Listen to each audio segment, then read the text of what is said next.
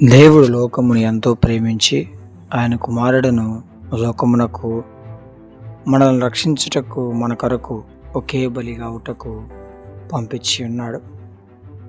కావున దేవుడు ఈ లోకమునకు వెలుగై ఉన్నాడు.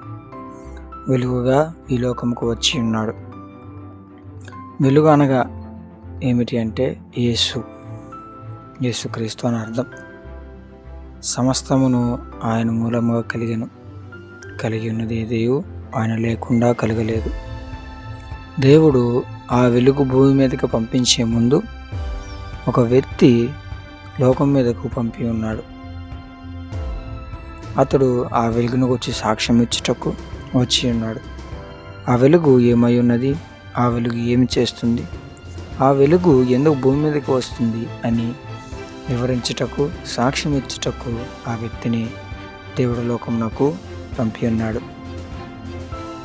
ఆ వ్యక్తి ఆ వెలుగు రావటానికి మార్గము సారం చేయుటకు సాక్ష్యం ఇచ్చుచూ ఉన్నాడు.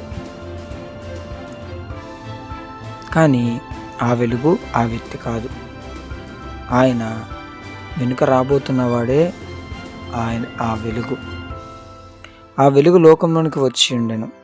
ఆ వెలుగు లోకంలో ఉండెను. ఆ వెలుగు లేకుండా ఏది కలగలేదు. సమస్తము ఆయన లేకుండా లేదు. కానీ ఆ వెలుగును లోకం మాత్రం గ్రహించల. ఎందుకంటే లోకం పాపంతోనూ పాప దోషములతోనూ నిండి ఉన్నది. లోకం ఆ వెలుగును గ్రహింపలేదు. ఆ వెలుగు చీకటిలో ప్రకాశిస్తూ ఉన్నా కానీ ఆ చీకటి గ్రహించల. చీకటి అనగా లోకంలో ఉన్నది మనమే. మనం దేంట్లో ఉన్నామంటే చీకట్లో, లోకంలో బ్రతకచ్చు. లోకాశలు చేయనాశను లక్ష్యంగా చేసుకొని బతుకుతూ ఉన్నాం. అనగా చీకట్లో ఉన్న మనలను, పాపంలో ఉన్న మనలను రక్షించి ఒకే బలిగా తను అర్పించుకొని